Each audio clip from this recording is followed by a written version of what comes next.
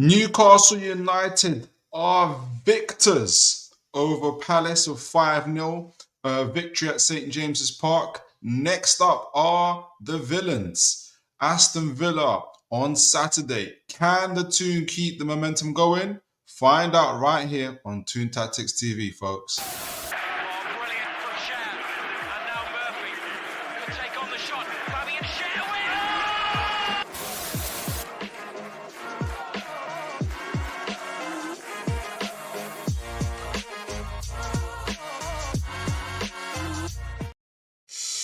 All right. How are you folks doing? Let me know how you guys are doing. I hope you've had a great week so far.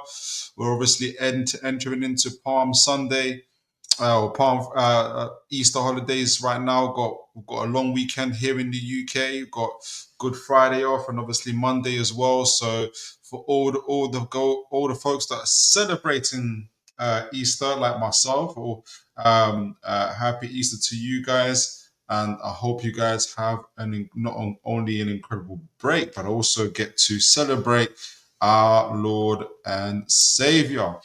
Right, so guys, we've won 5-0 against Palace. Who saw that coming? Because I definitely didn't. We obviously talked about it on the show on Tuesday, obviously, and we're going to give a match reaction to that Palace game in this show. I forgot to explain. We're going to be doing a match reaction to the Palace game, as well as obviously a match preview of the Villa game, and hopefully, if we've got a little bit of time left over, we'll do a player profile for the young man, 18-year-old Antonio Cordero, who has been obviously announced, I suppose, sort of announced that he's obviously joining Newcastle United. I say sort of because then there's been some kind of report saying that no, he's not joining Newcastle, and then kind of more reports suggesting that he is. So we'll delve into that. We'll see what's going on. My camera's acting a little bit funny, so let me make sure I solve that first, and we get on with the show. But while I do that and fix my camera,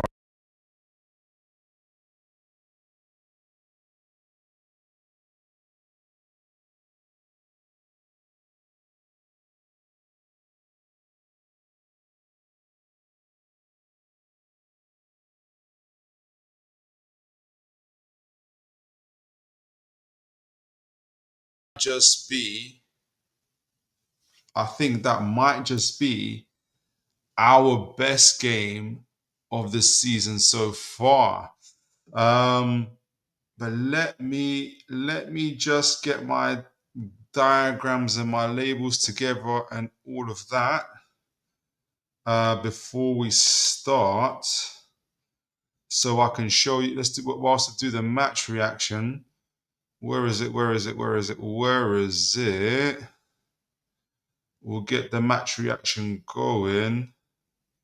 And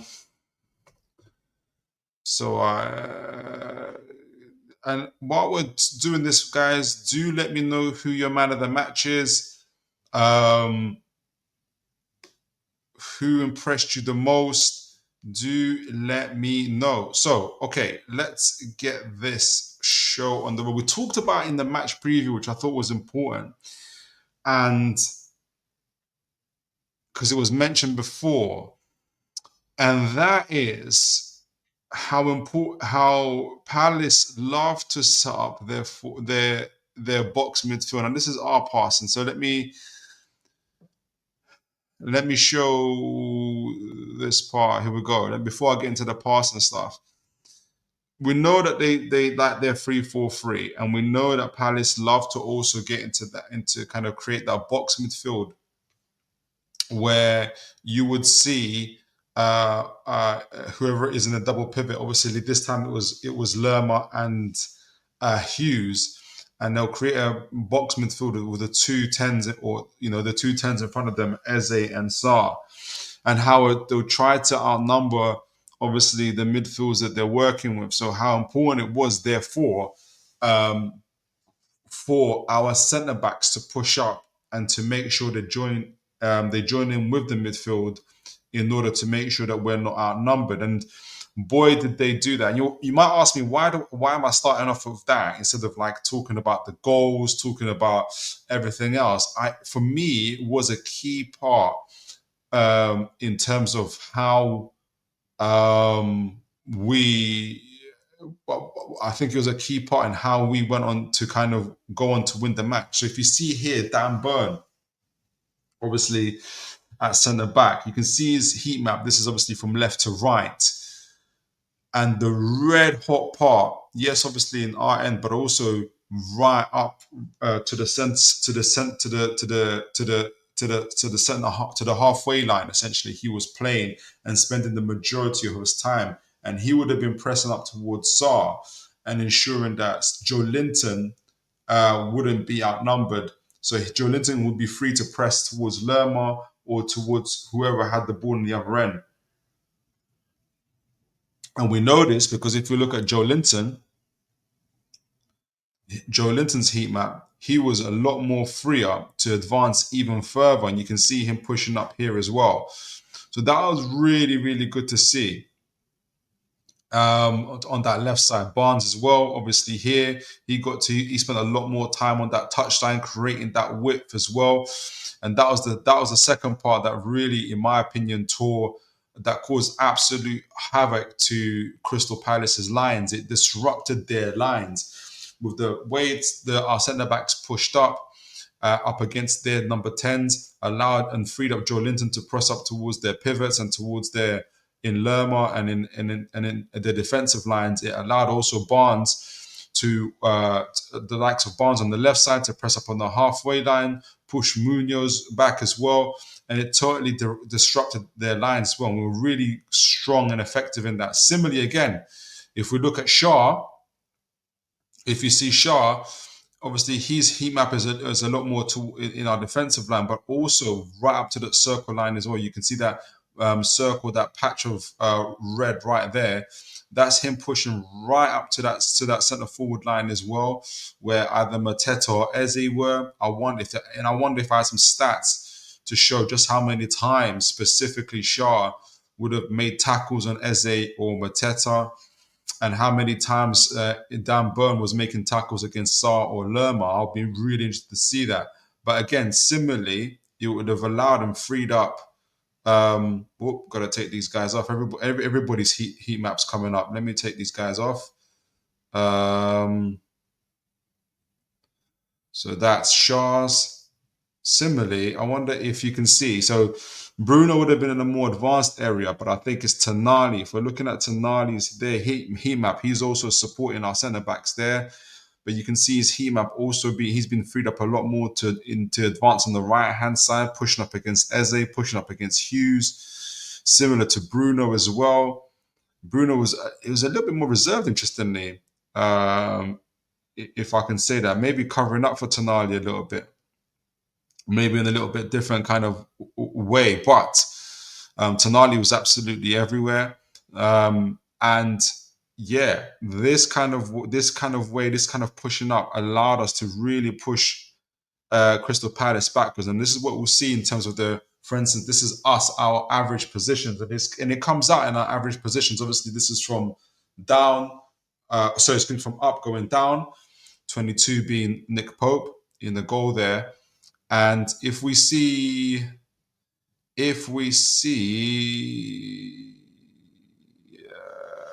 where everybody is, Tonali in that centre circle here, right next to Bruno. You see at least how many of our players are in Palace's half. Isak, 1, 2, 3, 4, 5. If you can count Trippier as well, 6 at all times, really pushing Crystal Palace back and making sure they're not able to create that box midfield that would have allowed them to get past us. And you can see, obviously, Palace when it does this, it refreshes itself. It's so annoying. So let me get myself back on it. So we see Palace here. You can see most of their guys are very much on that centre line. They're trying to stay up, but obviously it's quite difficult for them. Philip Mateta kind of more or less isolated. Eze tries to support him, but Eze didn't have a great game. Obviously, he missed that penalty as well. I think that shook his confidence a little bit. Probably caused a little bit of a rethink as well for him in terms of how he takes penalties. But I wish I could show every goal, for instance, and which goal was Folks' favourite. Obviously, Jacob Murphy, and if we even see from this game, actually, I think again, apart from Bruno, but our front six all got a goal or an assist, some kind of goal contribution. Barnes obviously got, well, he should have got 2 goals, but obviously one of them became was an own goal. Was an own goal, but he got a goal. Isak obviously got a goal. He should have got 3 or 4 actually with the chances that he had. Jacob Murphy got a goal and an assist with a man of the match performance. Bruno didn't get a goal and assist for a change, but Tonali obviously got a goal as well. Excuse me, he didn't get a goal. He got an assist, a terrific assist to Barnes. And Joe Linton got an assist. Obviously, that's when he tackled Lacroix, nicked the ball off him, and Isak took it first time and put it past the keeper. So look, overall, 5-0, absolutely clinical. You can see here in the attacking momentum in that first half, and I'm going to get to this. I'm going to get to a point in a moment in terms of our far starts, and maybe this is going to be an ongoing trend. But you can see here in the attacking bar, make sure you can see that. Yeah, you can see that. And by the way, big up Philip, Bobby Fairview. Good to see you, sir. God bless you. Big up Philip. Massive win. It sure was, Bobby. It sure was, and really proud of the boys. I'm so proud of the team. So proud of them. You guys can see from the attacking bar here for Newcastle United. For this goes up to about 58, just over 58 minutes. But 58 minutes is when we scored the 5th goal, and in that time, you can see that we absolutely dominated that game. And if you watch, obviously, if you were blessed to see the game like as I was, and I mean blessed, because I think for the neutral, even if I know there was a big game going in the Champions League, but if you're a neutral fan and you just wanted to see the game back, you would have been entertained. Newcastle were so front-footed and directing everything we've done, and you can see it in this attacking momentum. We were really all over Palace, really, and it just felt like they knew that they were just They were fighting a rising tide. Now, what I mean about also a far start, and I can't remember. I mentioned it in my in one of my shorts. I don't know if you guys got to see my short today. There was a point that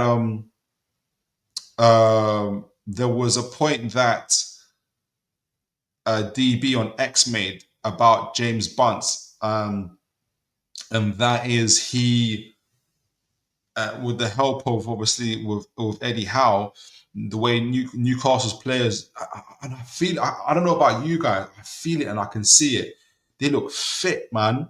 They look strong. Honestly, I know that's our MO mostly, but even towards this end of the season, I mean, we've talked about, for instance, our game against Man United. Speaking of Man United, are they falling apart, Liam Knowles? What's the scores? Let me know if you can let me know. That'd be great.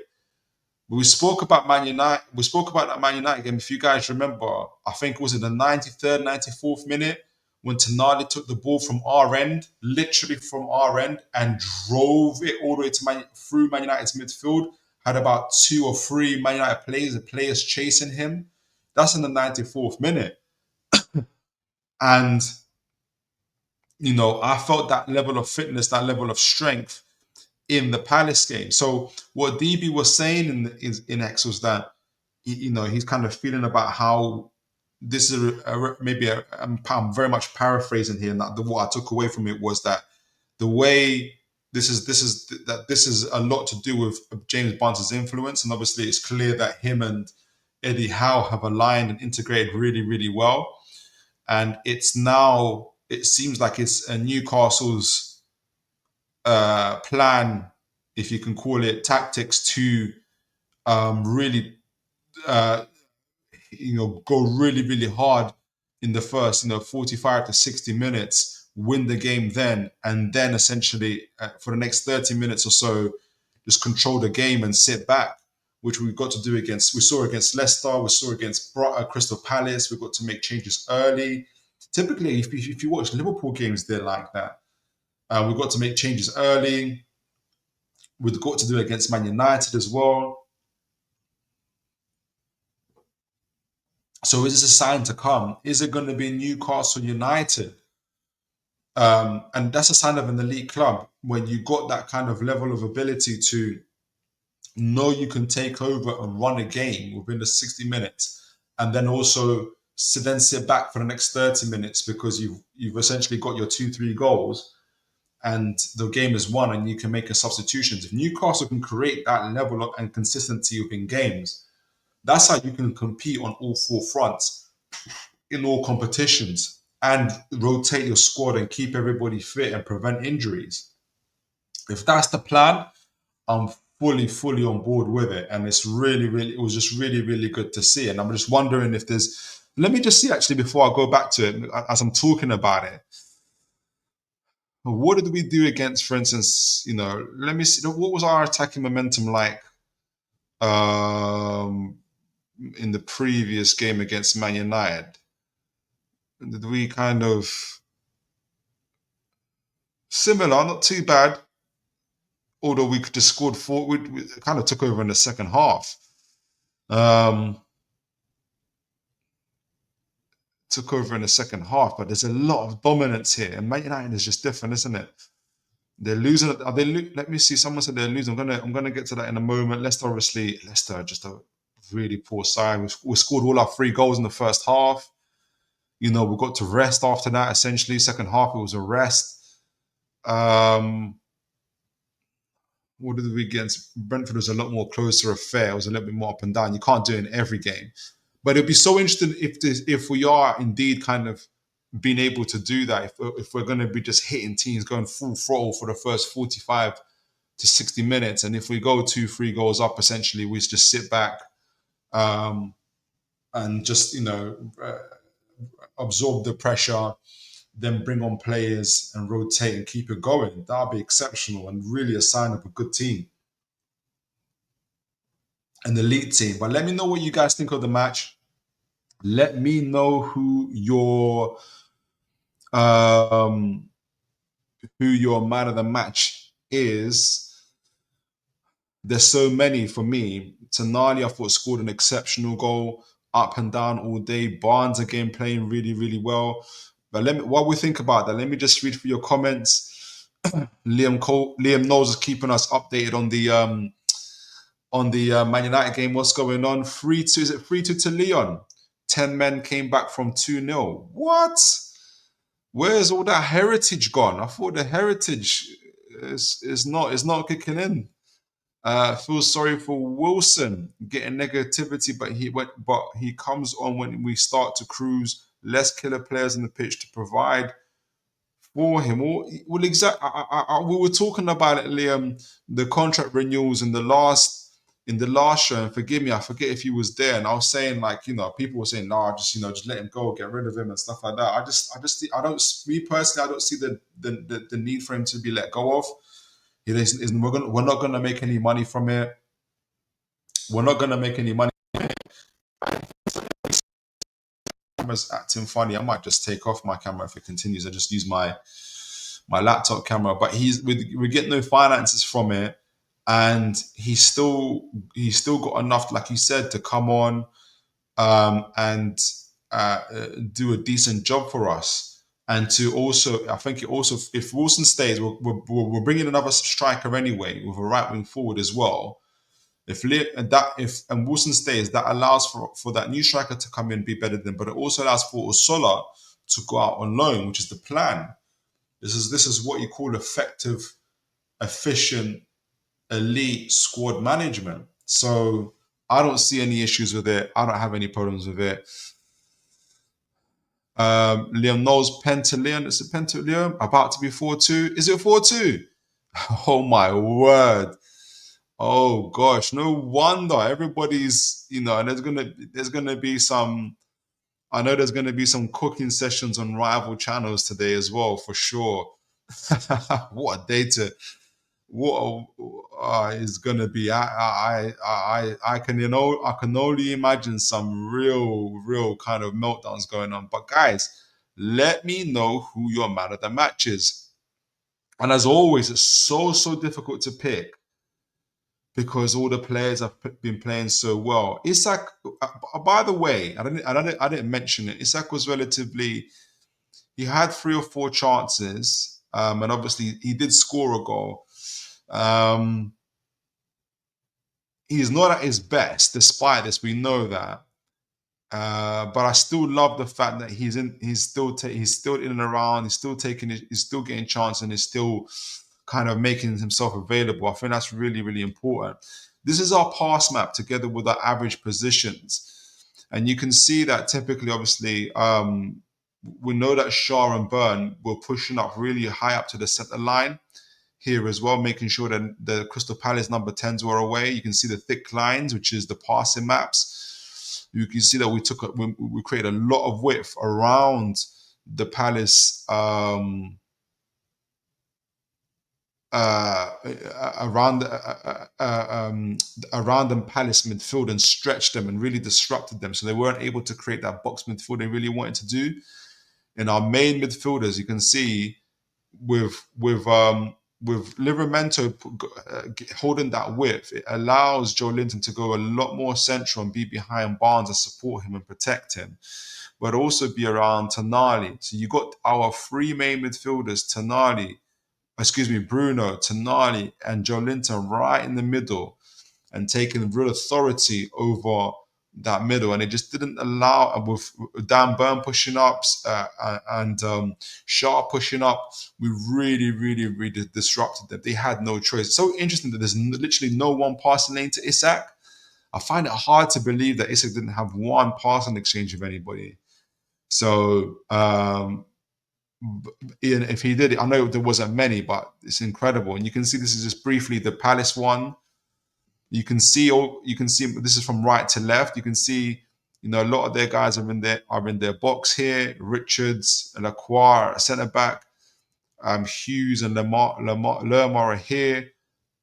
And what's supposed to happen is you're meant to have this box midfield of Sarr, Hughes, Lerma, and Eze, but you can literally see that there's no passing lane. There's not one pass between Hughes and Sarr throughout the game, which is interesting to see.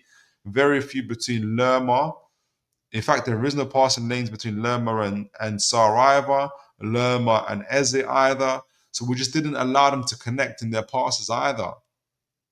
And they had to kind of go back a lot through Gahey, who supported, who added that extra support as from defense to midfield, and he was doing most of the connections to Eze and Mitchell. But their fullbacks pushing up caused them all sorts of issues because they left this big space on their flanks, where Barnes and Tino on one hand, and Jacob Murphy and Trippier on the other side were just exploited. And we know that obviously both Murphy and Barnes got goals and assists. Well, Murphy got goals and assists, and Barnes got the goal. So it was just horrendous for Crystal Palace. But it's not because I think we made them horrendous, because we just dominated the game, and I think it was absolutely beautiful.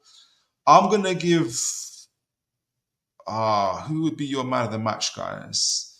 I want to give it to Murphy. I've got Tonali and Murphy on my mind. I also want to say Shaw sometimes. Like, honestly, guys, if we were able to kind of he deserves a Purple Heart. If we were able to create a compilation every time, like in the first 5 minutes, 30 seconds, or sometime during the game, he busts his nose, his face, his ribs. Like, he puts his body on the line each and every game. Like, That guy, when he retires, whenever he should return to Newcastle, he should never have to buy himself a drink again. Like he's really laid his body down for the cause. I'm gonna say Jacob Murphy. I thought he had a terrific game, got a goal and an assist, and just overall building great relationships with Trippier and Bruno down that side, and Tonali a little bit. Tonali as well. Obviously, we know his contribution to Isak as well, and he's just so important. And you can see that he's the heartbeat. He really is the heartbeat of the team, really, in terms of maybe not in terms of like how we play necessarily, but in terms of his character and everything that he does for the team and for the club. I think he's phenomenal. Right, so let me see what you guys think. I think it's Murphy. Let me think what you see. You guys. Excuse me, Liam Knowles. No UCL again for Man United. No UCL again. Man of the match is a hard call. It is. Murphy. Tino as well. Tino's been terrific. And he's taken up a lot. Whether he's on the width or he's taken up central spaces, pushing up against their forward lines and stuff like that. He's causing havoc. Absolute havoc. To oppositions, Tino, Tonali, coin toss, Murph. So Murph, Tino, Tonali, coin toss. Absolutely, honestly. You can make an argument for all of them, honestly. Jordy Z, good to see you, sir. Always a blessing. God bless you, sir. Never my man of the match. Harvey Barn is man of the moment. Happy Easter. Happy Easter to you, Susan. And God bless you. For all the folks like myself who are celebrating, enjoy your Easter.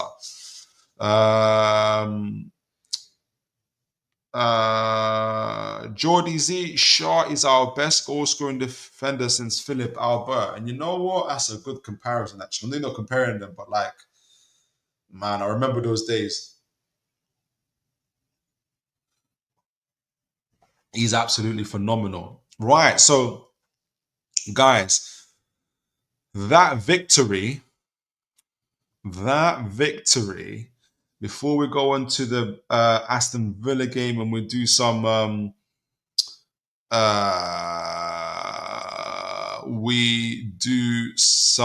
match preview for that game. So is the Man United game finished then? Are Man United out? I'll be curious to know. So let's see. Where does that victory take us? Oh, are they in extra time? Oh, they're in extra time. So it's 4-3. Man United got to go back. This game's insane. This game is absolutely crazy. Okay, so where are we? Newcastle United. Let's see where that takes us in terms of the league and where everything sits at the moment. And you can see our beautiful form. What's that? 1, 2, 3, 4, 5, 6 victories in the row, including the League Cup final, the ugly win against West Ham just before that, the hard-earned victory against Brentford, Leicester, Man United, and Palace. Obviously, that's 5 in a row in the Premier League itself. So absolutely phenomenal form. I don't know too many teams that have even put together 2-3 victories in a row. We put together 9. It'd be interesting if we can match that or even beat that again. That'd be phenomenal. So we've got that. We've got the 5 victories in a row. We currently sit third in the league, and I want to talk about that. I guess I'm just trying to absorb just how good we are and just enjoying it, guys, honestly. And hopefully it continues for a very, very long time. So we're currently third.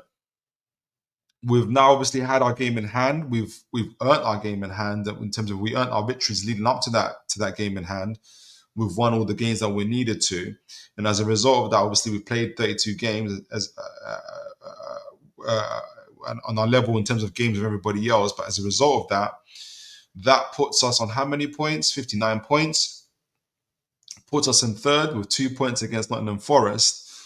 And we're 5 points. We're 4 points away from Man City, who are in 5th, and obviously 5 points away from Chelsea, who are in sixth, and Aston Villa, who are in seventh. So we've really we've put ourselves in a very, very good position because we worked really hard to get there.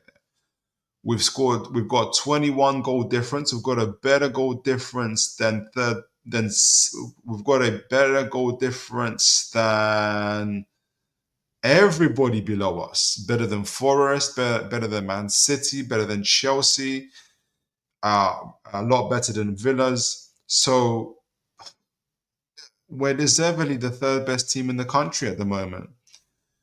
And we're playing like it. For the folks that will remember, I had my expectations for Newcastle for points wise to be between 64 and 68 points. We've still got 6 games to go.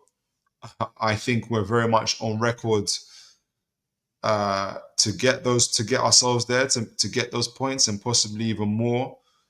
And if we were to do that, and obviously we're cup winners and earn Champions League, it would be my best year, and I'm sure it'll be for many of you guys.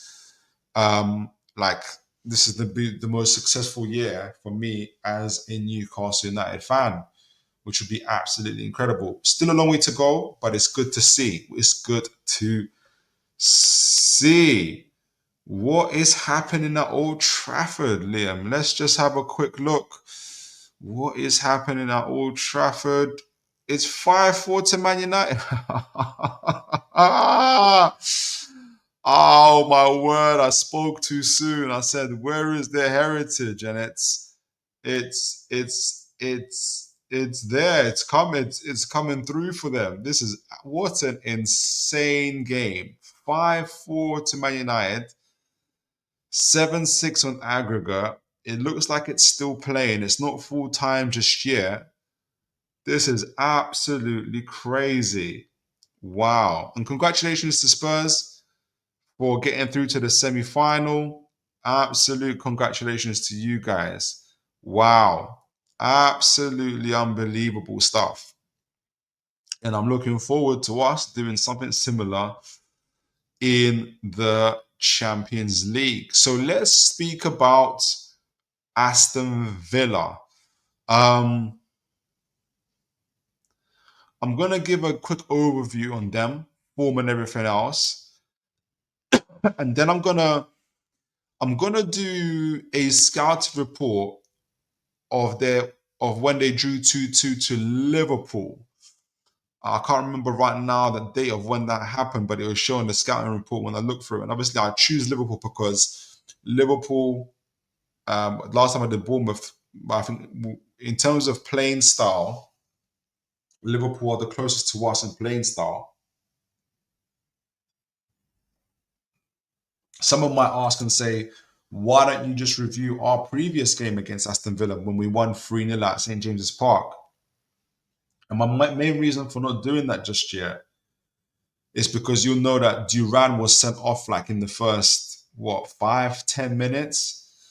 And so it's a difficult game to judge because Villa's game plan, whatever it would have been, would have changed quite significantly to match that. So I'm not going to use that game as an example just for now. But in terms of Aston Villa, their last 5 games, they've recorded 4 victories, 1 loss, and that was to PSG at PSG.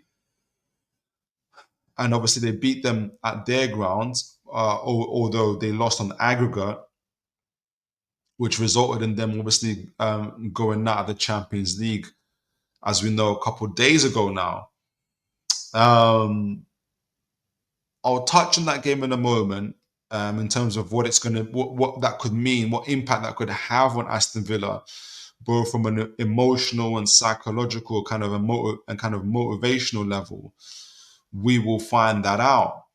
But if you look at their form in general, they're beating everybody they need to beat. They beat Brighton 3-0. Nottingham Forest 2-1, which is not easy. I think I watched that game. I can't remember. They beat Southampton, which is supposed to do, beat Southampton 3-0.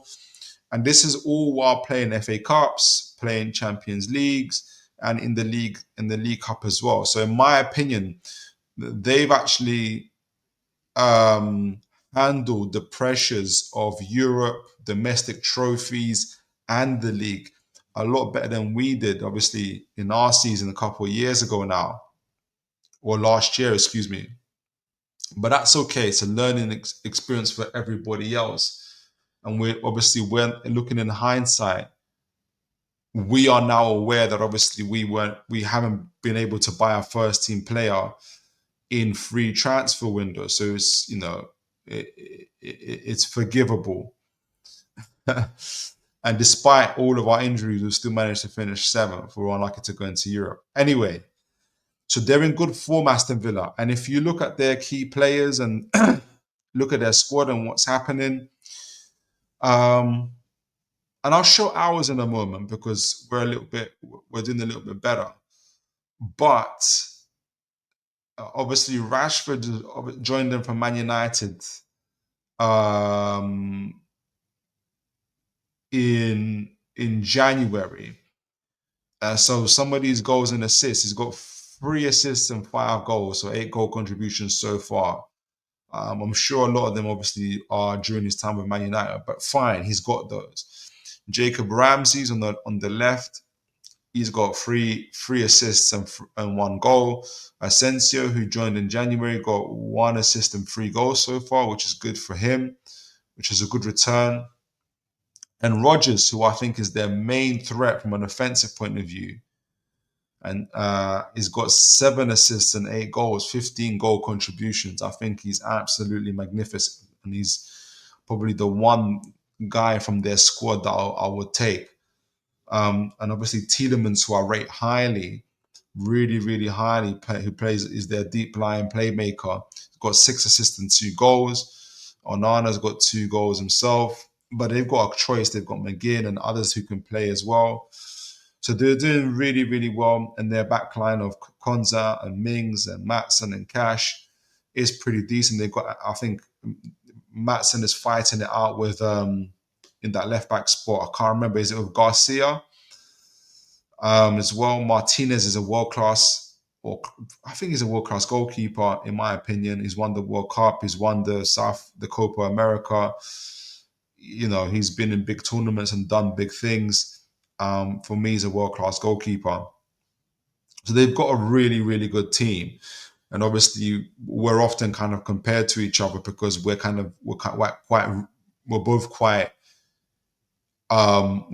both teams are quite new, excuse me, in terms of Europe and, crashing into the top 6 and all those type of things. So it's interesting. So it looks like the Man United game is finished. Has it finished now? 5-4. Looks like Man United are through to the semis with Tottenham. So that's good to see the English clubs coming through. And obviously yesterday Arsenal won, which certified and completed, which means that it is going to be top 5 English teams to go through to the Champions League, which is good to see. So back to the overview of Aston Villa. So good teams, good players, and in good form generally. I wanted to show, let me see their stats briefly before we go into their we'll do a little scouting report on them. So this is the other stuff as well. Ollie Watkins with 14 goals is their top goal scorer. Duran, who they sold, was third. So they were really stacked in terms of their strikers. Assists, Morgan Rogers leads on that. But their goals, or their top goals and assists, Ollie Watkins of 20, Morgan Rogers of 15, and so you can see the main guys here in Ollie Watkins and Rogers as well. So some really good attacking players who would go into most teams. And the overall stats in terms of how they're doing this year, they've got an overall FOP mob rating, they're 13th. So if you put all their metrics together, on and off the ball, goals conceded, goals scored, everything else, they're 6.84. So they've had a little bit of a drop off, which is understandable. It's reflected in the fact that they've gone quite far. They've got into the quarters of the Champions League. They're in the semi-final of the FA Cup. So, and they're still fighting for the Champions League. So I think they're having a really, really great season. And obviously they invested a lot in the January transfer window. Goals per match, they're 11th, so about 1.5 goals per match, nearly 2 goals, but mostly 1 goal per match, which shows their offensive side. Goals conceded per match is almost as high at 1.4. So you can tell what the issues is, and you can see why their goal difference is so low as a result of that as well, because they concede a lot of goals. Average possession, typically about 51%. Clean sheets, they're mid-table for that, not very high at all. They've got 6 so far this season. That's through 32 games. So even at home when they're playing us, they're very much unlikely to keep a clean sheet against us. Expected goals, they're 10th in the league for that. Shots on target, 14th. Per match, they're 14th, which is interesting. It's quite, I would have thought they get about nearly 5 shots on target per match. It's not bad, but I thought they would have more. Big chances, this is where it goes higher, 5th in the league. So they create a lot better chances. So we're going to be talking about the offensive side of the game.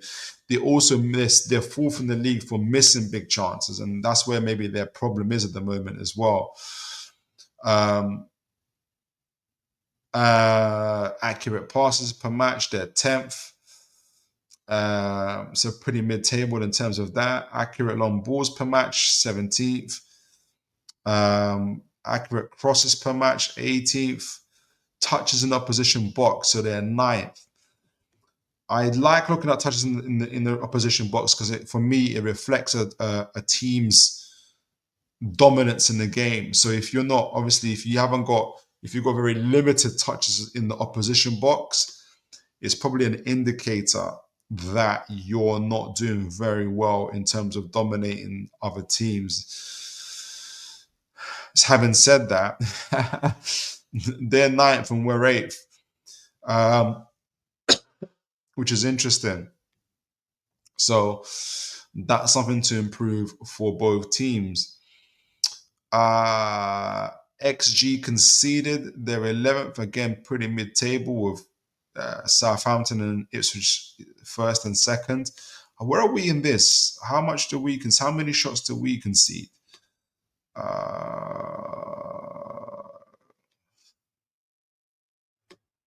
Arsenal are right at the bottom because they got a very, very good decision. Okay, so we're 15th. We're not bad at all. So defensively, we're pretty good. We are pretty sound, and so that's not bad at all. Possession won in the final third per match is very, very low. So they're 18th for that. I think we were pretty low for that as well. I think last time we were 11 for 12. I don't know if we've improved on that. Doesn't look like we have. Yeah, we're still 12th. Fine. So possessions won in midfields. We're 12 for that. Very interesting. We were pretty high when we were in that first season when we got Champions League. Again, maybe style of play has to change when you're competing on all 4 fronts, to be honest and to be fair. Right. So overall, if you look at just at the stats themselves, what we can summarize from them is that offensively, a good team that create good chances. They create pretty clear chances, big chances as well. They miss quite a few of them as well. But offensively, they're pretty good. Passing-wise, pretty average compared to the league.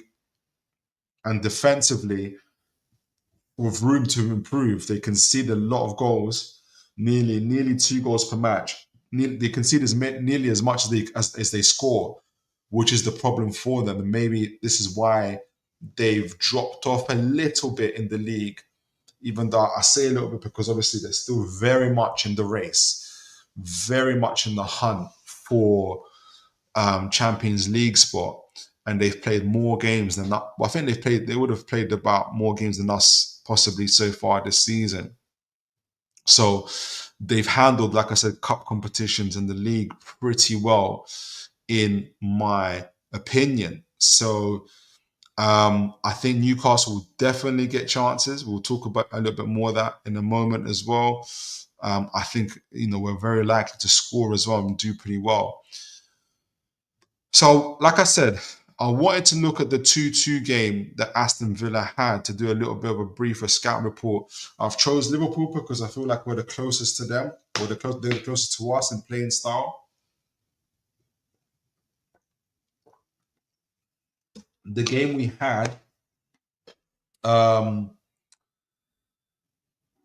didn't choose our previous game because they being Aston Villa had Duran off fairly early, so I can't take that game as I can't really use that game as much as I'd like to be honest, to give an account of what I think of Aston Villa. But let's do a quick. Let's have a kind of an overview of the game because it shows how Aston Villa like to play, what their style of play is, and what we can expect, and we can kind of put ourselves into. Obviously, although we have similarities to Liverpool in our style of play, we're also a little bit different because obviously of the kind of the strengths, the various strengths of weaknesses our players have. So 2-2, the game finished. This is a scouting report that happened in February the 20th, 2025. So about 2 months ago now, nearly just under 2 months ago. I can't see the author. So essentially, Arne Slot and Liverpool edged further ahead of Arsenal. So this is a little bit, just a bit of background context. Let's get into the game itself. So you can see the starting lineups. Aston Villa like to shape up in a 4-2-3-1. It looks like Liverpool reflected that. If you look at their kind of starting lineups, obviously there were adjustments in the game itself. So what does that look like in this game? They're going to talk about it. Their starting 11 was Watkins. I expect him to play against us. Morgan Rogers, Asensio, Marcus Rashford. Again, I expect him to play against us. John McGinn, Yuri Telemans, Andreas Garcia, Axel Dizazi, Tyrone Mings, Lucas Digne, Emiliano Martinez. They had 8 shots in that game with 4 shots on target. Even though they had the more possession, Liverpool had more shots, but less shots on target. Aston Villa had more possession. Quite similar in terms of attacks into the area. And Liverpool had the higher expected goals, which is interesting. They're a great team. So, a battle of box midfield. So going back to this box midfield again. And maybe the Aston Villa game gave us a good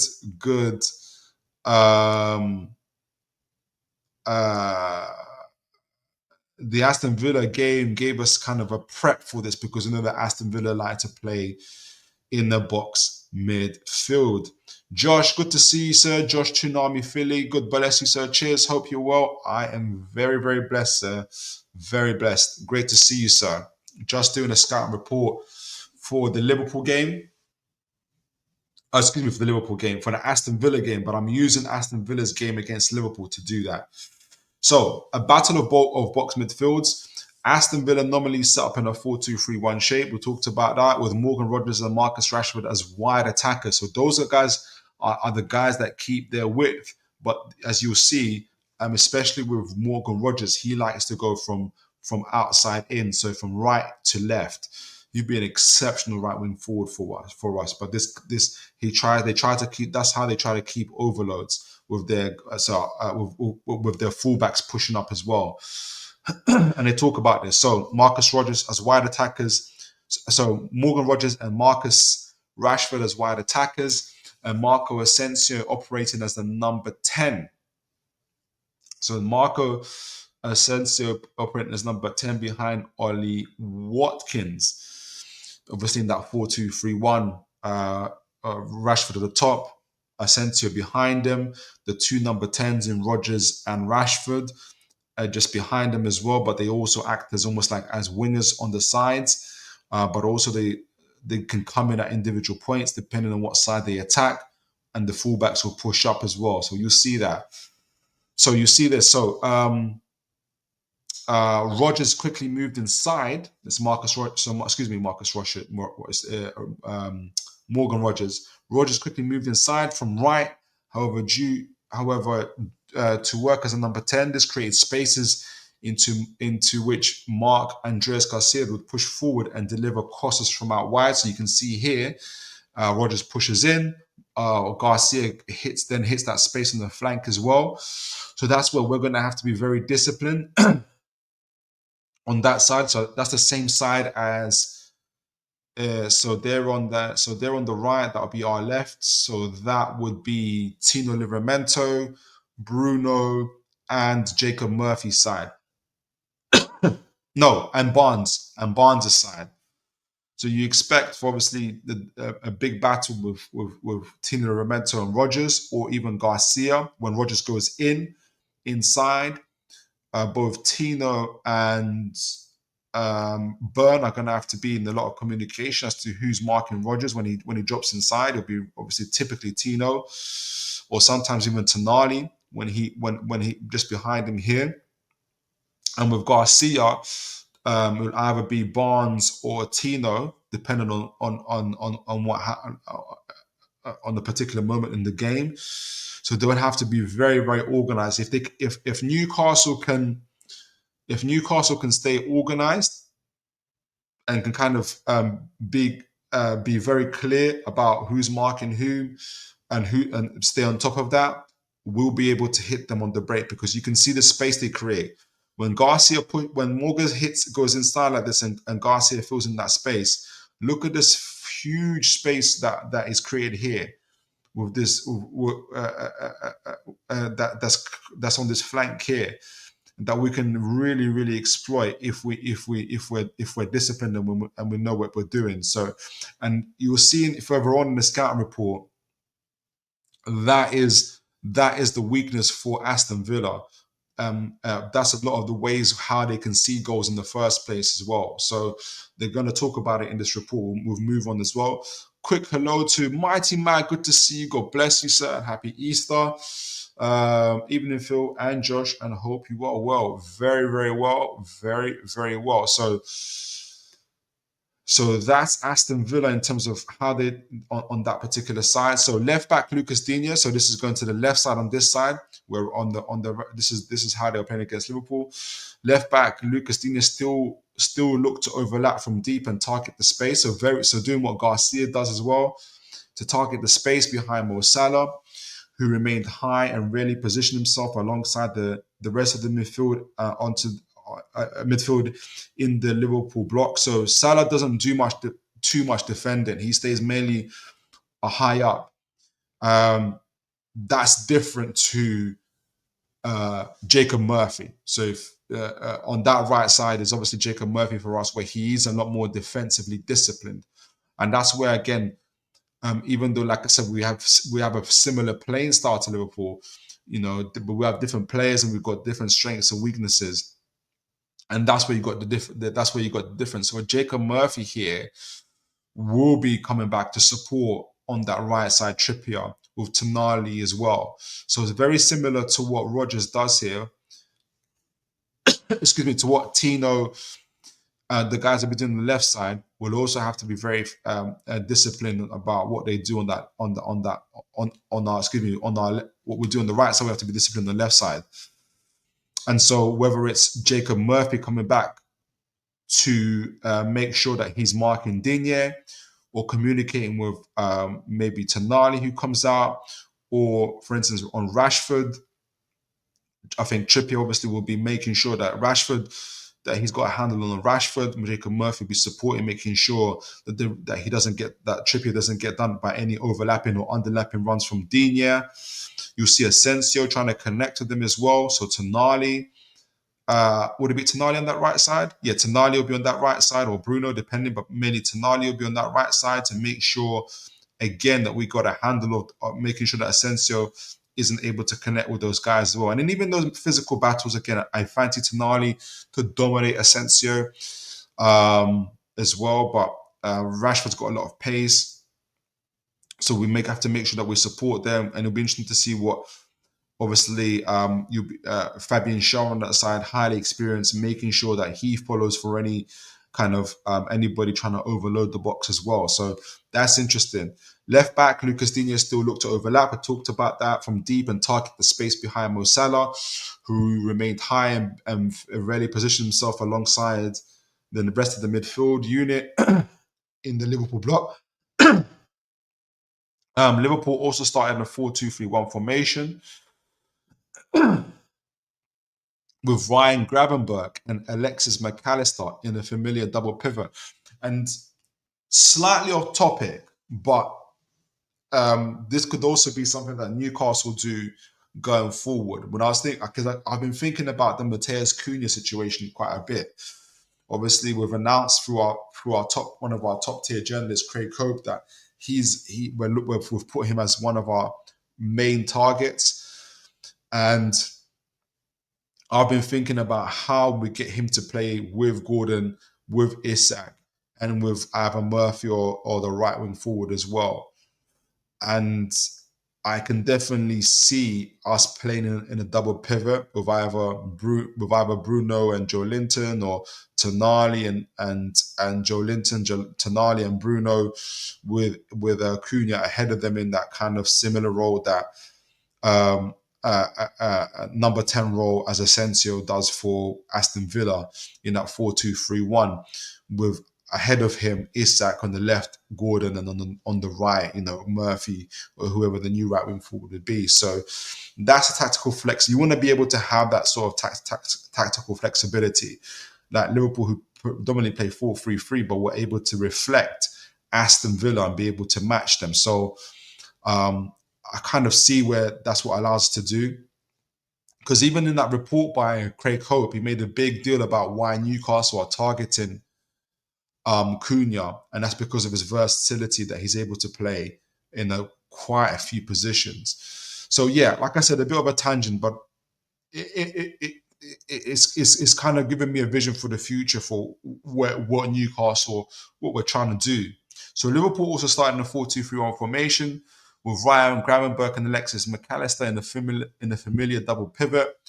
Curtis Jones and Mo Salah began either side of Dominic Szoboszlai in an attacking midfield, in an attacking line behind number 9 and Jota. So if you see it here, you see McAllister. Let me make sure you guys can see this.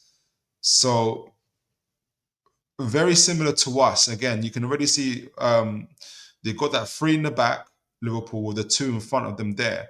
And sometimes we do change this. So you can imagine this being Burn or Shaw. And so you've got to have Shaw where maybe Alexander is, Burn in the middle, and Tino on the left. And so then you've got a double pivot of McAllister, Gravenberch, and Szoboszlai ahead of them and Jones ahead of them. So Liverpool trying to do the box midfield. This is what we mean by a box midfield back to Aston Villa. So what does that mean? That means they get to outnumber Aston Villa in as a result of this box midfield. So if you're McGinn, do you go ahead and try and mark McAllister? If you do that, you leave space for Jones and the ball can go into Jones. Van Dijk can get that ball into Jones between the lines, which was going to cause problems in a similar situation. So that double pivot was causing them all sorts of problems. With Jota, as they mentioned, and creating more space for Jones inside, Robertson on around, or Jota high. So you can see here, their fullbacks going up. So this might be, for instance, this might be where Trent Alexander is. It might be Trippier. Then you might have Shaw or Shaw in the middle, Burn on the left, for instance. And you have Tino Livramento where Robertson is, adding that sort of that width. So I think we might be a little bit different how we do it. So there's that kind of idea. This is how they were able to disrupt Aston Villa's lines. You can see that Aston Villa play really compact in the middle. They kind of try to have that mid block and congest the midfield. Hence why Liverpool created a box midfield to either go centrally or give them the option of being or threatening to do that. But also Robertson gave them another attacking option, which meant that the midfield and the players of Aston Villa were constantly trying to find out, asking themselves, do we go out wide? Do we congest the midfield? Do we do something different? They just kept them asking them questions.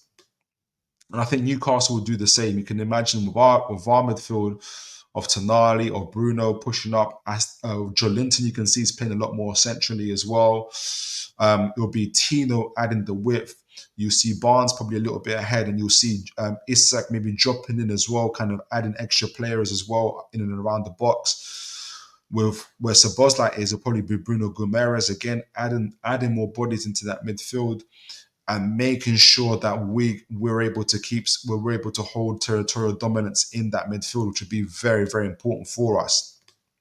Right, so this is talking about the threat threat from the Villa left, and this is you're going to see, and this is what Newcastle are going to have to be wary of. And we talked about it earlier, how Villa are going to try and overload our flanks. But before we do that, let me say a quick hello to people. There's a few people that have joined us. Queen of Heart, good to see you. God bless you. Hit the likes, folks. Hit the thumbs up. Happy Easter. Hope you're well. Happy Easter to you, Queen of Heart. Happy Easter to everyone that's celebrating, including myself. Who celebrate Christ's death, burial, and resurrection. God bless you all, guys. Mighty Mag NUFC Talk. I don't know why I said the whole name there. Hey, Queen, you following me? Oh, you guys talking to yourself? Excellent.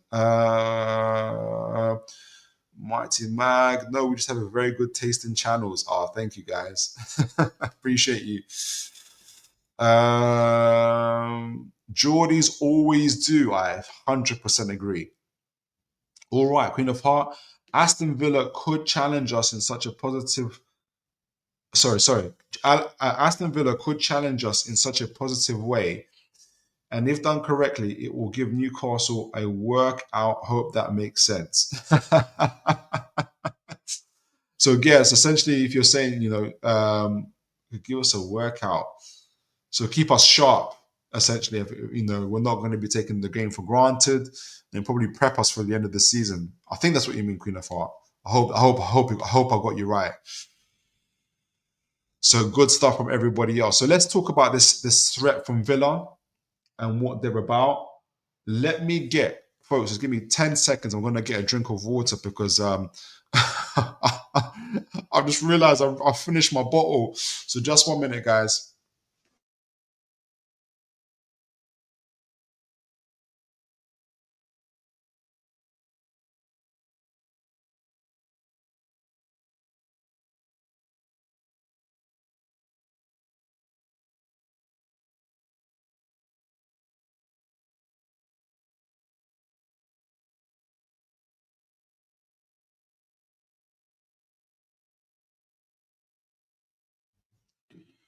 I can't do these shows without my drink of water. So let's do it. And I've snapped my headphone, which is interesting. So let's see how that goes. Oh, let me try to fix my headphone.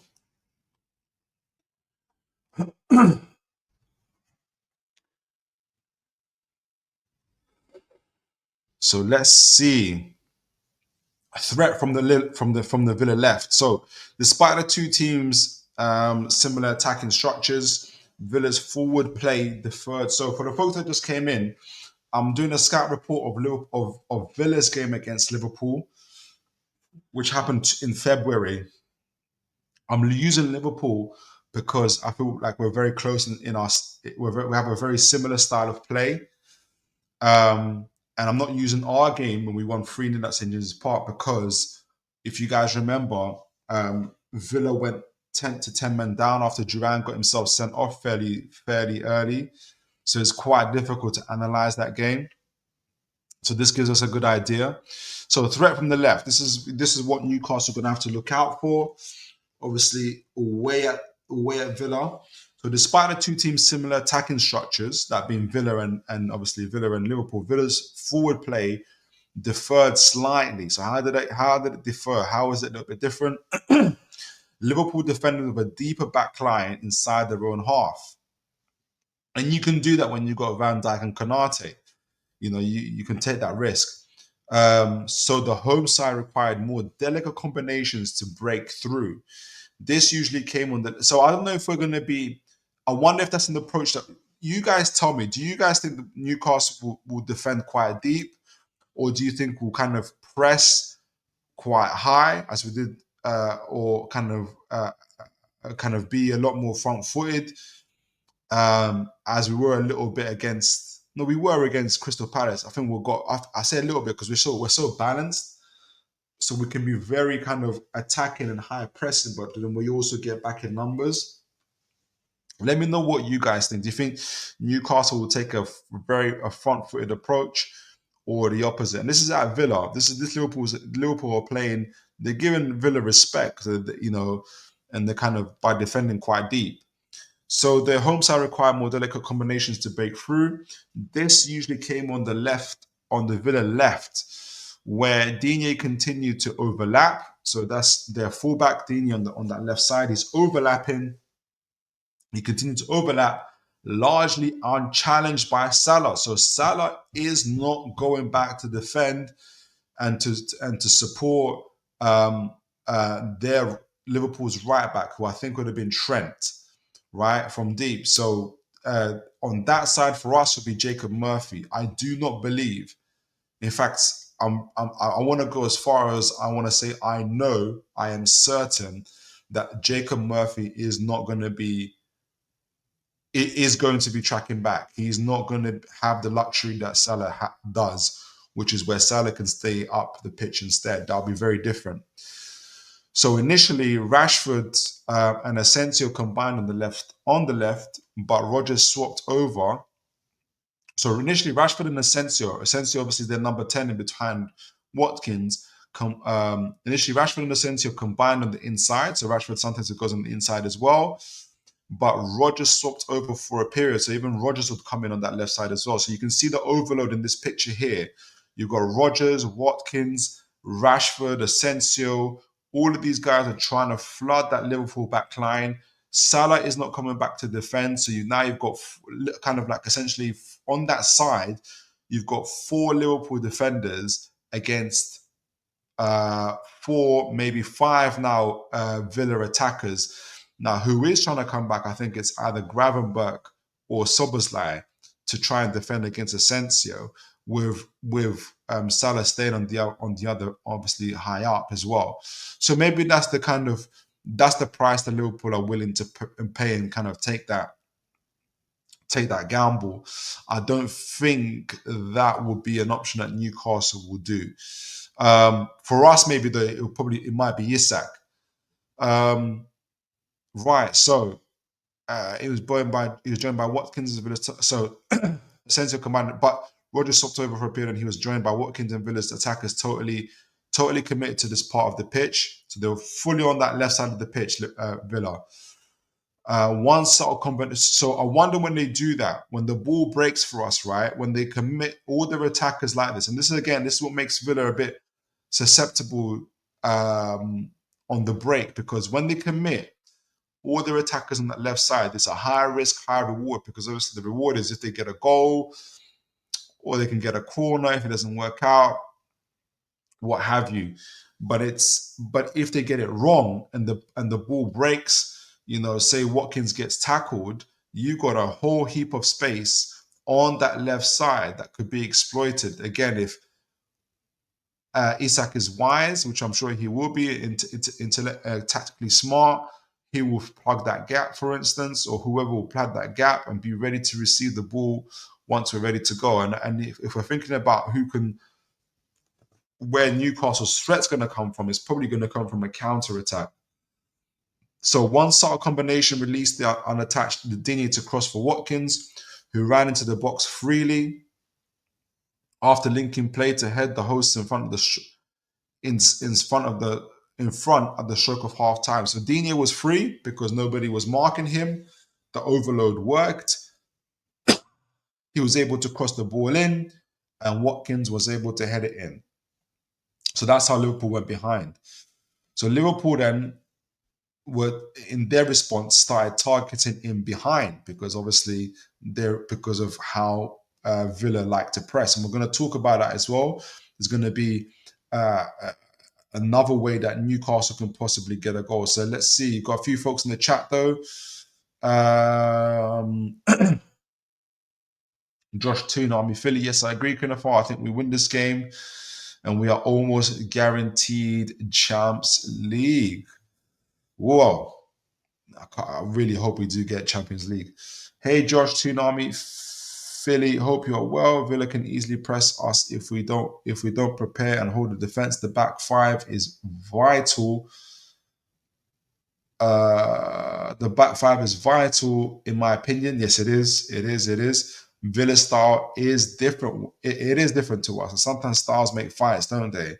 And so far, we've been winning quite a bit of those fights against Villa as well. So, well observed there, Queen of Heart.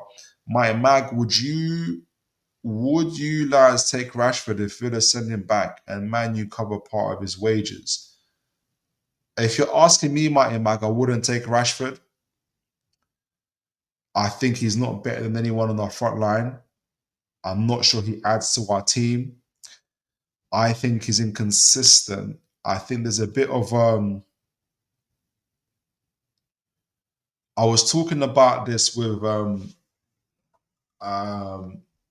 Terry from the Football Terrace. He's obviously a big Man United fan. And we kind of come to the conclusion, or a theory essentially, that Rashford has been playing football a long time and maybe is not as enthusiastic or committed as he was on it as he was before. So what that means is, like, we watched the PSG game, like the first half, he refused to take on anybody, whether that's a loss of confidence or that's just wasn't in him. And then in the second half, he switched it on and he was taking on people, was causing havoc. And it's this kind of fluctuation in his attitude and his consistency that kind of leads you to believe that there are times that maybe Rashford isn't as in love with football as he needs to be. Whereas Newcastle, our team, our squad, our players are so highly motivated. We've just won cups, just won a League Cup. We're going for Champions League. We're trying to really achieve things that a Rashford or a profile of a Rashford type of player in my opinion, would not be the right player for our team.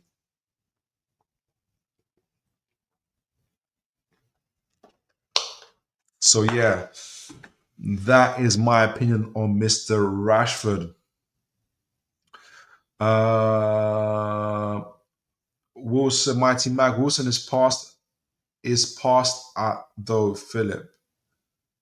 If you mean he's past it though, Wilson is past it, but the way I kind of see our front line emerging and with everything that's happening, obviously at the moment we've got five at front in Isak, Gordon, Barnes, Murphy, and Usola. And so six, Usola and Wilson. Obviously we sold Almiron, so we've got six. We're planning in the transfer window to bring in a centre forward and a right wing forward that will make it 8 if we renew Wilson's contract. And what I think is going to happen when those guys come in, especially the centre forward, is that Wilson, Isak, and the new centre forward will stay, and Usola will be sent out on loan. And so Usola would either go out and become incredible and come back, and we can leave. We can sell Wilson on if he's on a 2-year extended contract or on a 1 year, and let him go. Or we also sell on Osolo, who might not be at the level, but might be a good fringe player who we can get our money back for, or a little bit more. So it's that type of flexibility. I think as long as Wilson isn't demanding to start every game, which I don't think he will be, and he's a good and positive impact on the squad and the team, um, I would still take Wilson over Rashford because of that. So that's my thinking behind it. CBTC online, good to see you. God bless you. Barnes and Gordon are better than Rashford, in my opinion. So's Murphy for Newcastle, anyway. Mighty Mag, we've seen what Eddie can do to players. Careers could get Rashford back to his old best. But I wouldn't, I see where you're coming from, Mighty Mag. And that could something that could happen.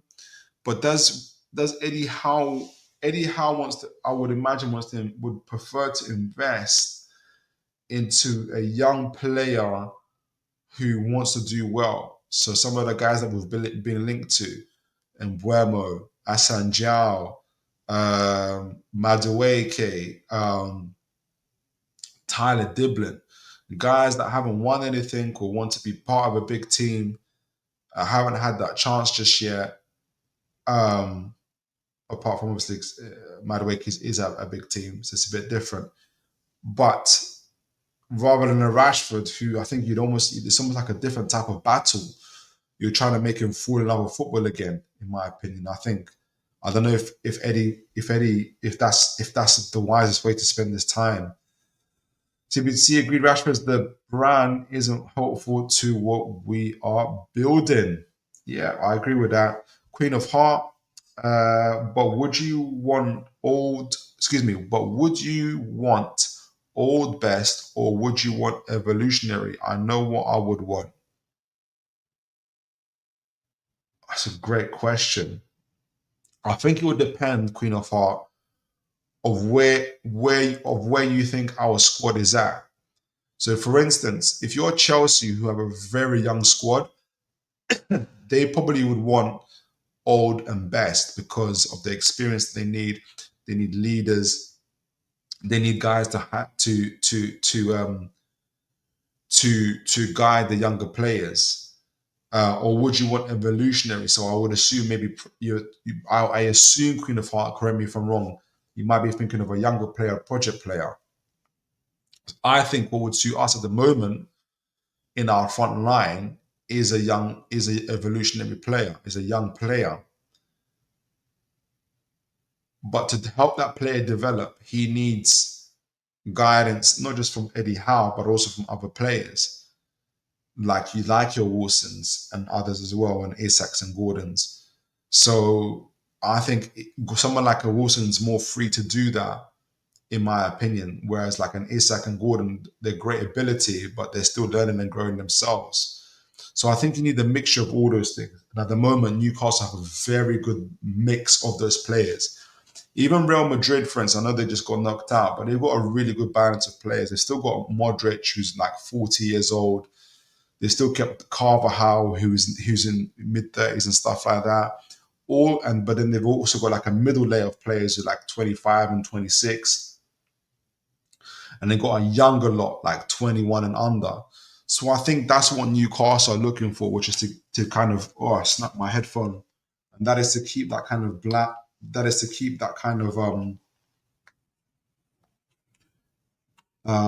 that kind of balance and kind of demographic in the squad. So yeah, I think we lose more from if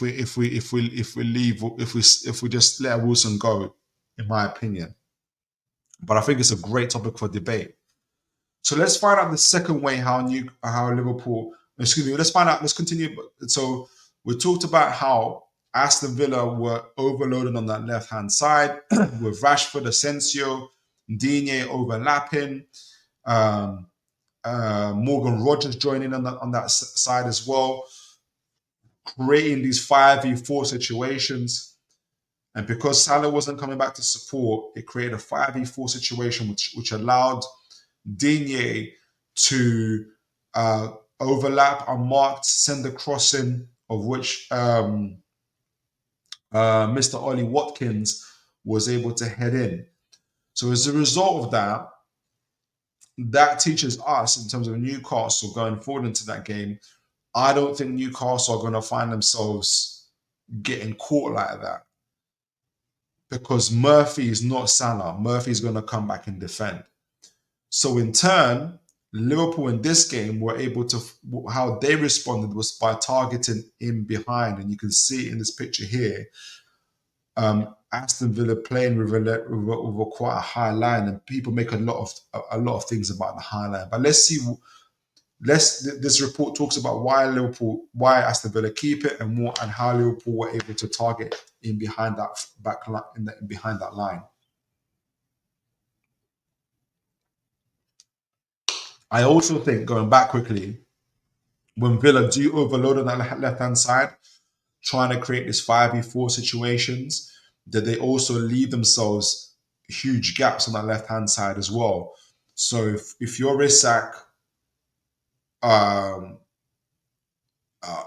whoever kind of is able to join in with him, you fill those gaps on that left-hand side. Be ready to be able to, if the ball breaks, to be able to hit Villa on the counter. So that's like maybe the first way Newcastle United can exploit Villa going forward. This is the other way. Liverpool targeting in behind. So Liverpool had taken the lead after capitalizing on a mistake from Garcia. Garcia is on. Is he on the left? Is he on the left? I think he's on the left-hand side for. So is the left back for Villa. So capitalized on a mistake from Garcia, forced by an effective high press in the Villa back line. So their attacking approach differed from their opponents. So how was it different from what Villa were doing? However, they looked to deliver much more direct passes that targeted the bigger spaces Villa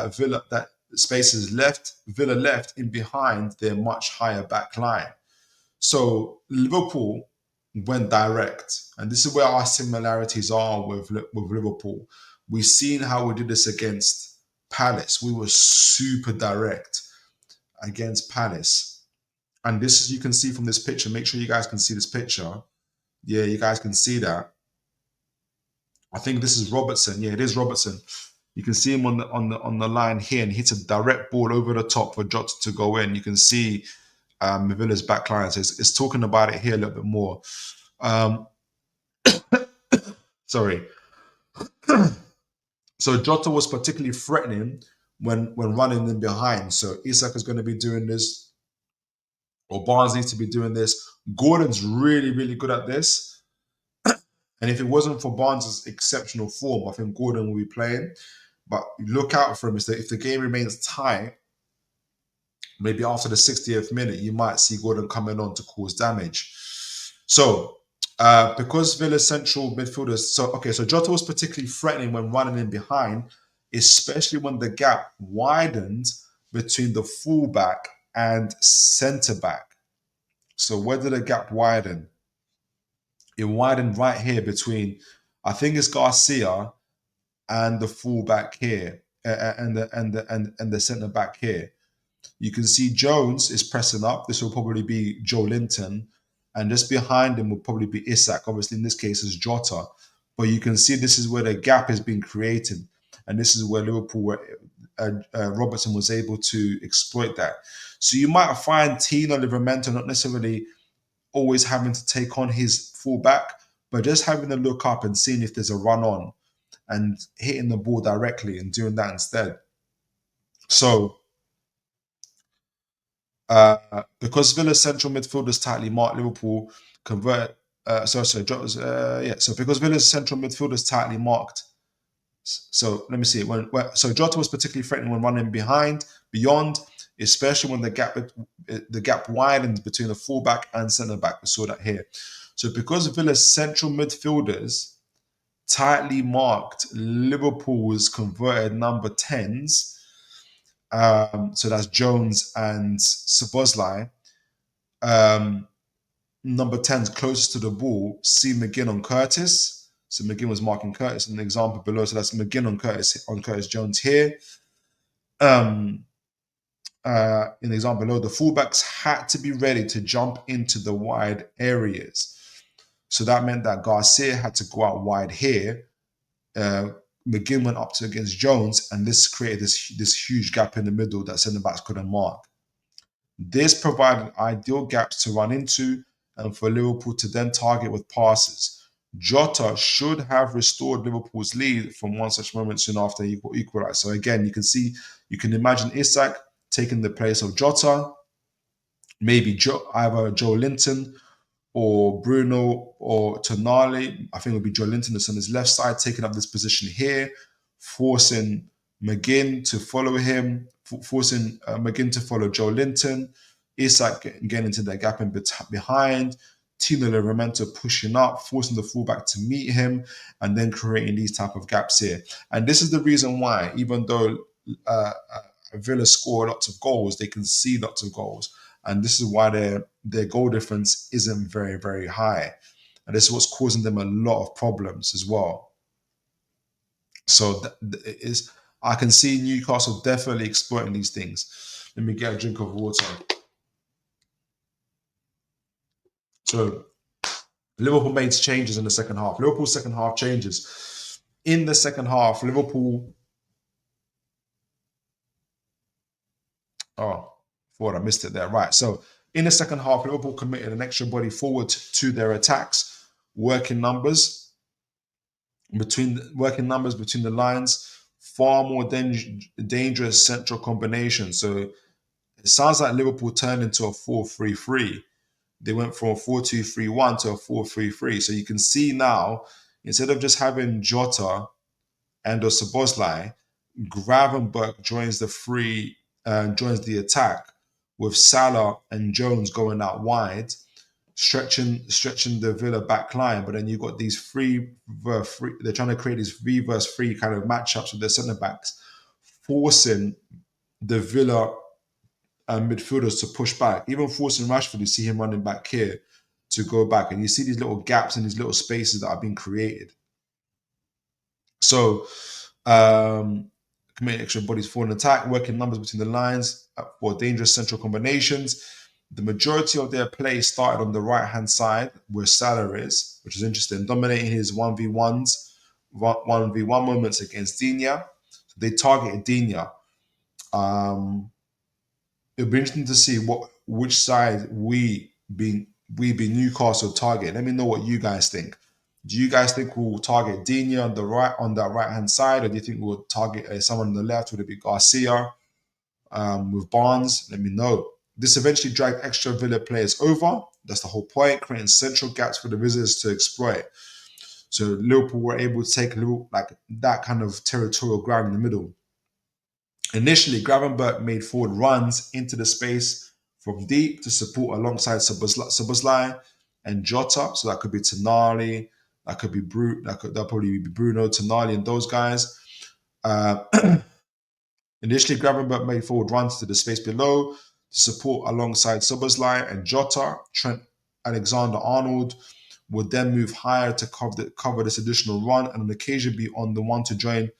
Trent Alexander would then move higher to cover this additional run, and on occasion be the one to join the narrowed attack between the lines. So Tino will be doing that. He's deflected or trips. His deflected strike from one which made from one such his deflected strike from one such move leveled the match, which made it 1-1, with Liverpool creating significant numbers of attempts on Villa's goal. So they just overloaded them.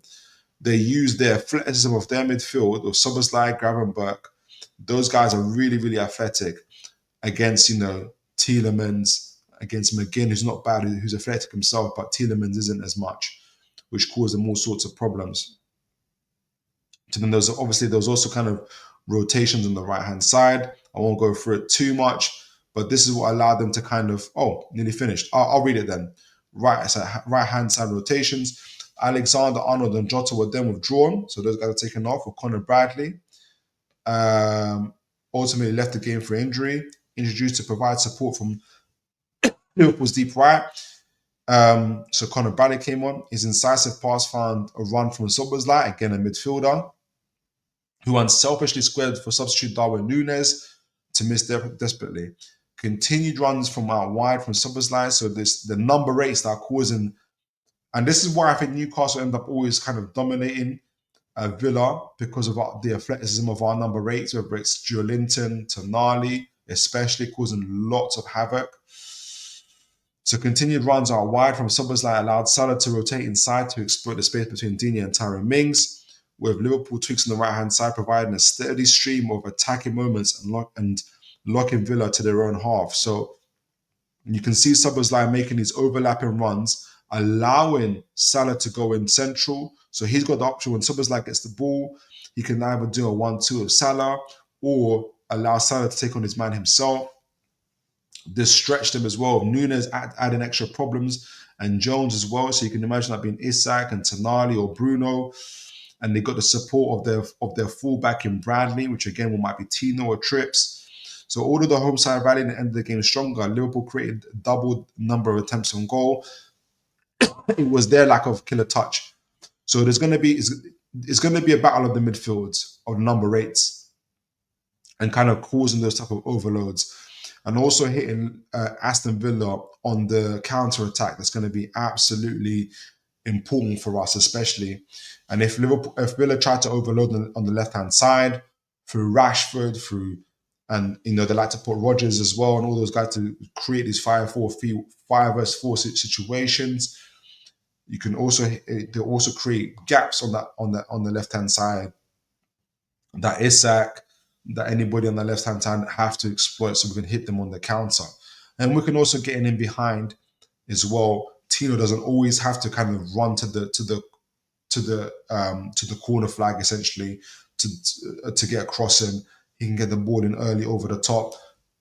Again, with our number eights pushing up, causing their pivots causing the two pivots, either whether it's Kamara or Nana, whoever's going to be playing there, to have to meet us as well.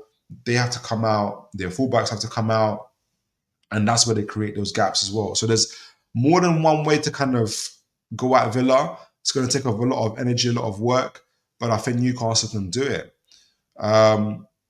I'll read a few chats, but guys, I'll read your chats, guys. Let me know what you guys think. How do you think we can beat Villa? And give me your predictions, actually. Send me your predictions, guys, and I'll let you guys know mine at the end.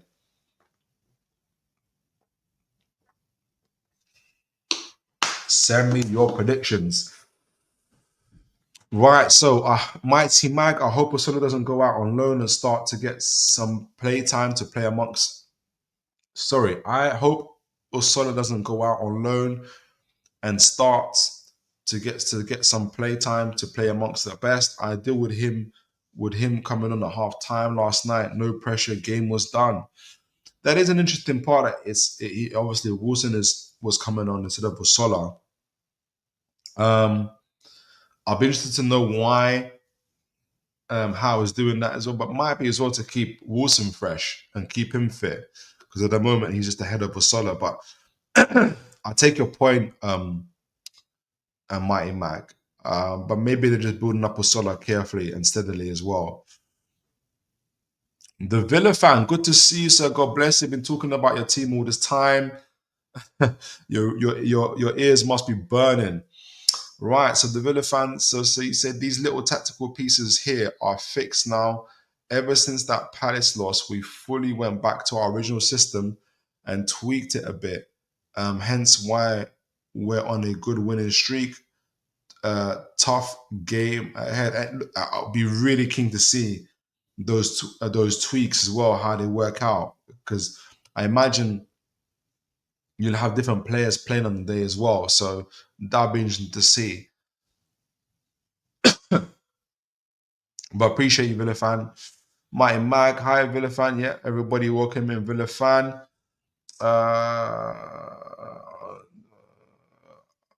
Talking to Mighty Mag there, brilliant. Here we've got as well. If we lose to you, Villa fan, if we lose to you, I think we beat City at Etihad. You've still got City to play at Etihad. That's going to be a tough game. You still got the FA Cup to go as well. So you guys are having a great season. We've got a lot of priorities as well. And I think City, although are up and down, shall we say, they are becoming increasingly difficult to beat. I don't know if Erling Haaland comes back then, but Mamouche is doing a solid job for them. I think that's going to be an incredible clash, though. I can't wait for that game. The Villa fan, I reckon Forest and Arsenal will get pushed aside out of the top four.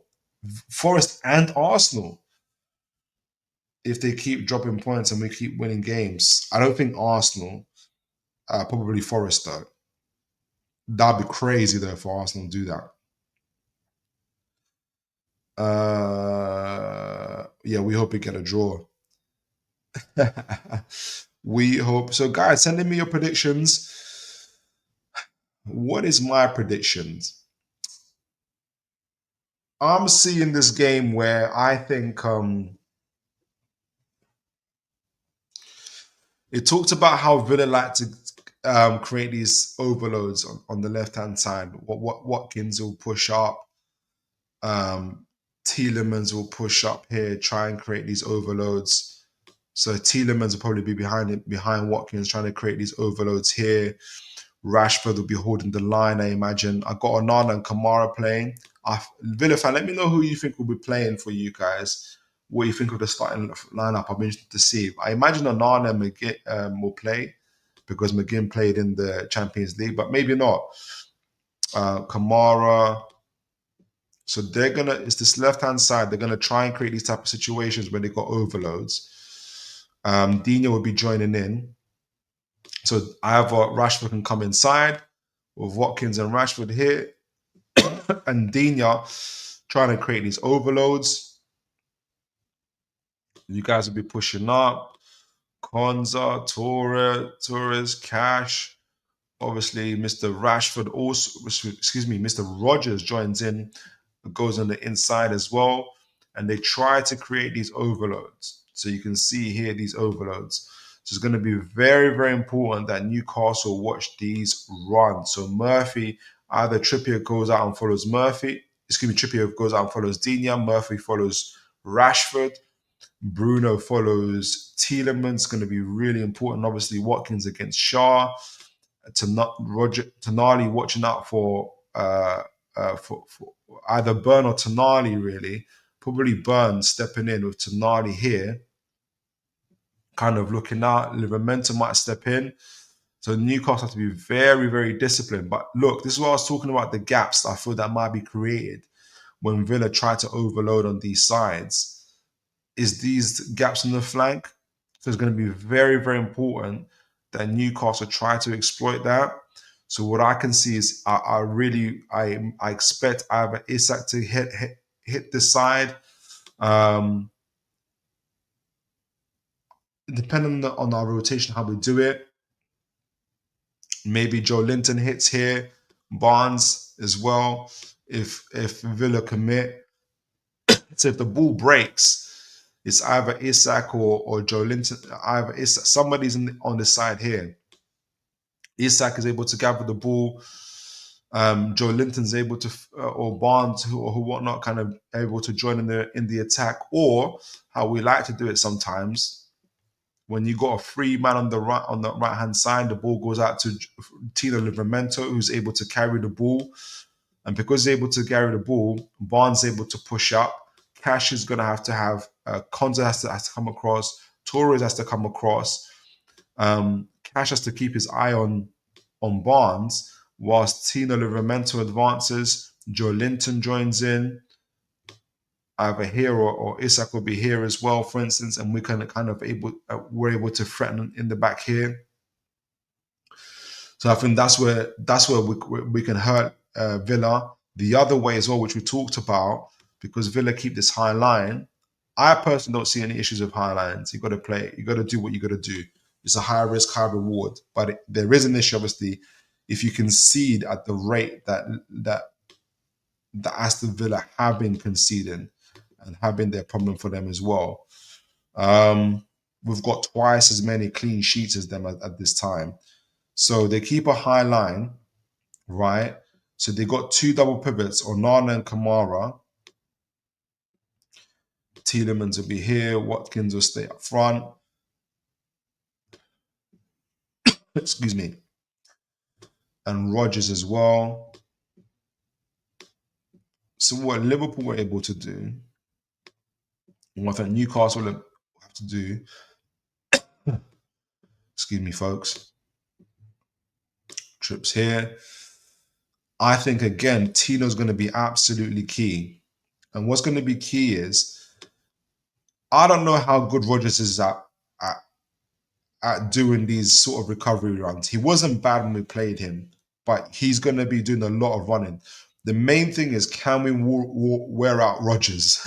Because he wants to go the other way. If he's not able to keep up with Tino Livramento, it allows Tino Livramento to push up with his take-ons. Tielemans doesn't have the athleticism to cover the ground that well, and he's going to have to be worried about Joe Linton at the same time. And this is where the problem is. If Joe Linton's able to press up like this, and this is what happens, this is what Liverpool were able to do and what Newcastle might be able to do as well. When Joe Linton presses up like this, it's going to be Kamara worrying about him. Barnes out here. Cash cannot leave Barnes alone. He's going to be worried about him. Tino pushes up like this, and Barnes kind of keeps the width. Cash has to think about leaving him. Kamara has to address Joe Linton, who's pushing up as a number 8, or Tonali, whoever it's going to be. In this case, I said it's going to be Joe Linton. And this is what frees up Isak to get into this half space. And this will be the concern. So Livramento either has the choice of continuing to push up and wait till Cash addresses him. If Cash addresses him, then you get this through ball onto Barnes, or the more direct route, Cash is kind of indecisive, creates this kind of gap between him and Konza. Kamara's worried about Joe Linton. The ball, which is what Liverpool did, we do a direct ball over the top, and Isak's able to get through the middle here. And this is what's been hurting Villa quite a bit as well. And this is where the gaps are created when we're playing them. So for me, when I'm predicting if I'm going to give my prediction for this game, I think Isak scores. I think we win the game.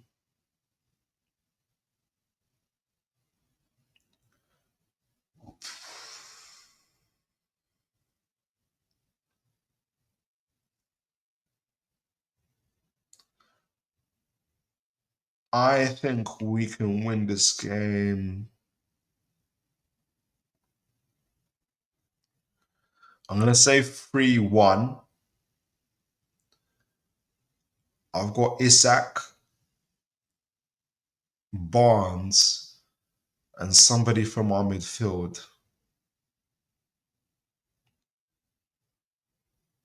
I'll give it to Joe Linton. Isak, Barnes, and Joe Linton as goal scorers. So 3-1 to Newcastle. Let me know what you guys think. What are your predictions? I would love to hear. So let me read your chats and see what you guys are saying.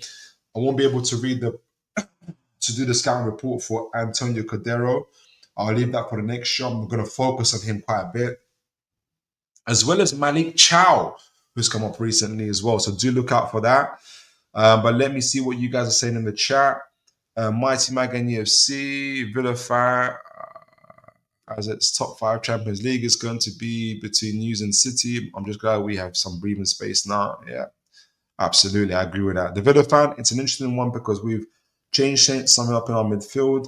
Our only concern is that right-hand side defensive wing where Rodgers is, isn't it?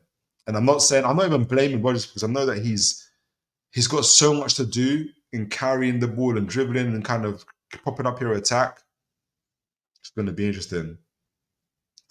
I'm going 4-0 Newcastle. Is that 0 to us and 4 to you? Oh, was it 4-0 to Newcastle? Bless up to you, man. Always enjoy these tactical breakdowns. I appreciate you. Thank you so much, Villa fan. I appreciate that. That means a lot. Those are really encouraging words. Thank you. The Villa fan, I reckon Marlon on the right wing. Okay. Rodgers through the centre and Garcia right back. Okay. That makes a lot of sense, actually. So Garcia instead.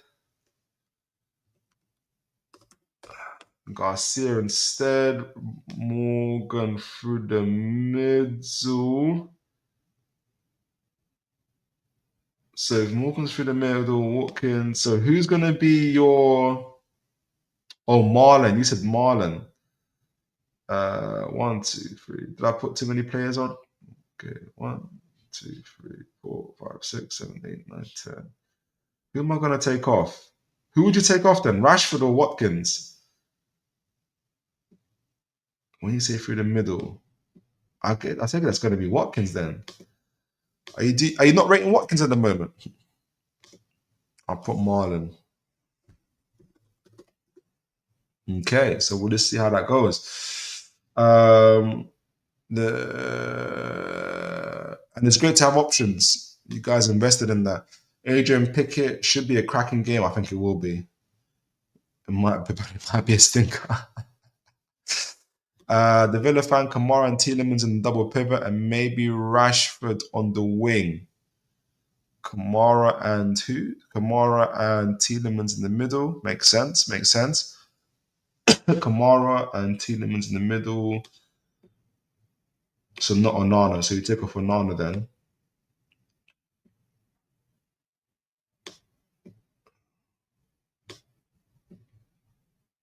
And who through the middle? Rashford on the wings. Who did you say?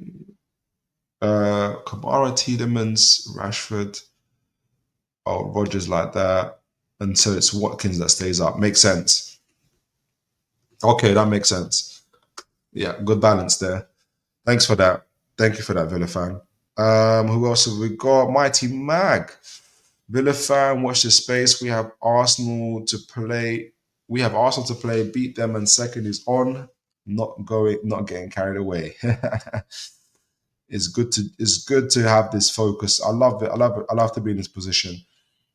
I'm enjoying it so much. The Villa fan, you guys are talking amongst yourselves there. The Villa fan, Isaac's position is my only concern, along with spaces we have on the right back area. Isaac is something else. He really is. He really is. I know he scored the other day. I'm hoping to see a little bit more of that from him. I think he might be the difference maker in this game. It's going to be a great game. I absolutely agree. Tielemans is a player. Villa fan. I go with Garcia because he's faster and keeps his defensive position and awareness better than Cash. Okay.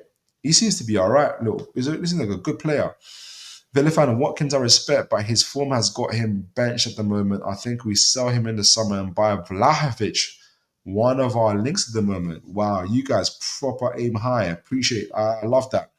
The Villa fan, would you guys have wanted Marlon in January if you had the option? Me personally, no. I wouldn't take Marlon. I respect his game. I think he's generally like a 7 out of 10 player. He offers something different to Murphy, but I don't think he's better than Murphy, or I think he's got his ceiling already. I think Newcastle need a player that's a little bit different. So for me, for instance, like I watched Kulusevski. For me, ideally, it's a Kulusevski type of player on the right-hand side who can shoot, who can score, who can drive with the ball, who can dribble, who can go left or right. Has obviously played at Isak before, can play inside right, can play attacking mid on the right wing as well. He's taller, he's athletic. I know Marlon has these qualities, but I think Kulusevski has it more. So I would want a player like a Kulusevski or someone who can reach that particular ceiling. And I think that's what Newcastle are looking for, that type of profile. So that'll be me. That's why I wouldn't take Marlon. Would you? He's a Diaby type of player, and yeah, that's definitely not what we want because we need players that can track back. All right, so guys, We've talked about coming to the conclusion of today with the match reactions to the Palace game. I think who did I give man of the match to? Murphy. We could have given it to anybody else. Could have given it to a number of other people, Livramento, to Tonali as well. I gave it to Murphy. We did our match preview for the Villa game. We can see areas that Villa can exploit us and hurt us, especially down that left-hand side. But I also think that Villa have a few defensive issues in keeping in kind of, especially with direct balls in behind and leaving gaps when they do their overloads on the left or on the right, but particularly on the left, which I think Newcastle can exploit. I've backed Newcastle to win 3-1 with scorers being Isak, Joe Linton, and Barnes. As always, guys, you've been absolutely phenomenal. I hope you have a great evening. Celebrate your Easter holiday as well. If there's folks that celebrate Easter like I do, Christ has risen, and I hope you guys enjoy your weekend. Enjoy your long 4 days off. Have a great time. As always, folks, look after yourselves and God bless, folks. Take care now.